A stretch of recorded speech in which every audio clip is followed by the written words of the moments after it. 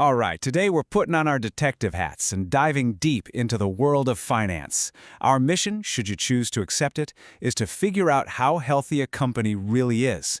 And to do that, we're going to use two incredibly powerful tools, the profit margin and the gross margin. We're not just going to be crunching numbers. Nope, we're learning to read the story that those numbers are trying to tell us. So grab your magnifying glass, our investigation starts right now. So here's our game plan for today. First, we're going to get into the right mindset, the detective's mindset. Then we'll get our hands dirty with our two key tools. After that, the real fun begins. We'll learn how to interpret the clues we find. And finally, we'll wrap up with a critical warning that every financial analyst has to keep in mind. Okay, first things first. The real skill we're talking about today isn't ratio calculation, it's ratio analysis. I mean, look, anyone with a calculator can plug in a few numbers. The real magic, the real detective work, is understanding the story behind that number. What is it really telling you? And this quote right here, it's the perfect way to think about it. You're like a financial doctor. A single number, a single ratio, that's just one symptom. It doesn't tell you the whole story. Your job is to look at all the symptoms together to make a proper diagnosis of the company's financial health. All right, time to open up our toolkit. Let's grab our first instrument, the profit margin. This is probably one of the most famous ratios out there, and for good reason.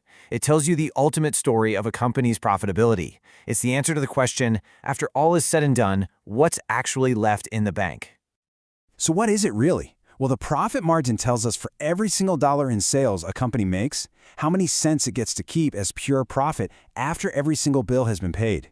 It's the best measure of how good a company is at controlling its costs and turning sales into actual real money. And the formula? Super straightforward.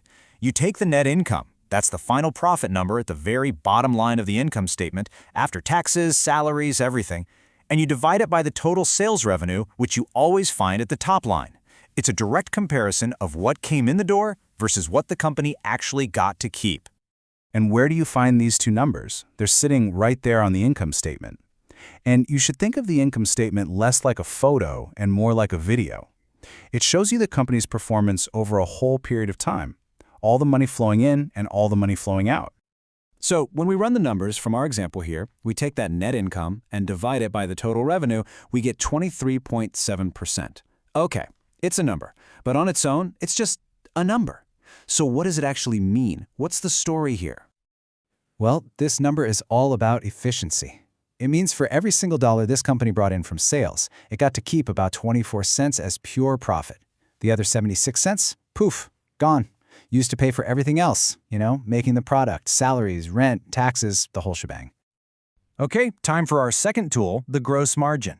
Now, if the profit margin was the wide-angle, big-picture view, think of gross margin as the close-up shot.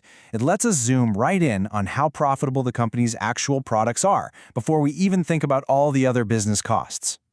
In other words, this ratio is all about what's left over from revenue after you've paid the direct costs of whatever you're selling. So if you're a retailer, it's what you paid for the stuff on your shelves. If you're a manufacturer, it's the cost of the raw materials and the factory labor. Now, the formula here is a little bit different. First, you take the sales revenue and you subtract the cost of sales. You'll often hear this called COGS, C-O-G-S, which is just shorthand for cost of goods sold. Then, you divide that result by the sales revenue.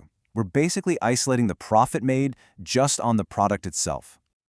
And again, no need to go on a scavenger hunt. We find both of these numbers sitting right near the top of the income statement. We're just focusing on that relationship between what a customer paid for something and what it directly cost the company to make or buy that one thing.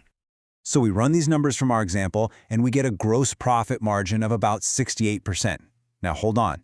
Notice how much higher that is than our 23.7% profit margin? That big gap between the two numbers? Well, that's where the story gets really, really interesting. See, this 68% shows us how profitable the company's product is at its core. For every dollar in sales, 68 cents is left over. But that 68 cents has a really big job to do. It has to pay for the marketing department, the accountants, the CEO's salary, research, everything else, and still have that 23.7 cents of net profit left over at the very end. Okay, we've got our tools, we know how to use them. Now the real detective work begins. Because you see, a single ratio from a single year is just one clue. The real insights, the aha moments, come from watching how these numbers change over time. So what are these changes telling us? Well, a rising margin is almost always a great sign. It means the company is getting more efficient, or maybe they're able to charge more for their stuff. But a falling margin? Oof, that's a red flag. Think about a coffee shop. If their margin drops, it could mean the price of coffee beans just went through the roof, or a new competitor opened up next door and is forcing them to cut prices. That's the story the number is telling. And when you see a company with a consistently high or rising margin, it often points to this really powerful concept called pricing power. And honestly, this is kind of the holy grail for a business. It means your brand or your product is so strong that you can actually raise prices and your customers will stick around. This really leads to a critical question. Is the company a price maker or a price taker? A price maker is in the driver's seat. They set the terms.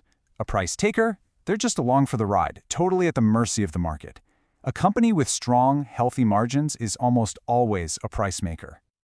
Okay, before we close this case file, I have one last very critical piece of advice. Every good detective knows the limits of their tools. And believe me, profitability ratios are no different. The number one thing to remember is that context is everything. You absolutely cannot compare a software company's margin to a grocery store's. It's like comparing apples to oranges. Also, a falling margin isn't automatically bad news. It could be a smart, deliberate strategy to slash prices to grab a bigger piece of the market. And a huge gross margin doesn't mean a thing if the company's other expenses are totally out of control. Just remember our doctor analogy. One symptom is never the full diagnosis. Which brings us right back to where we started.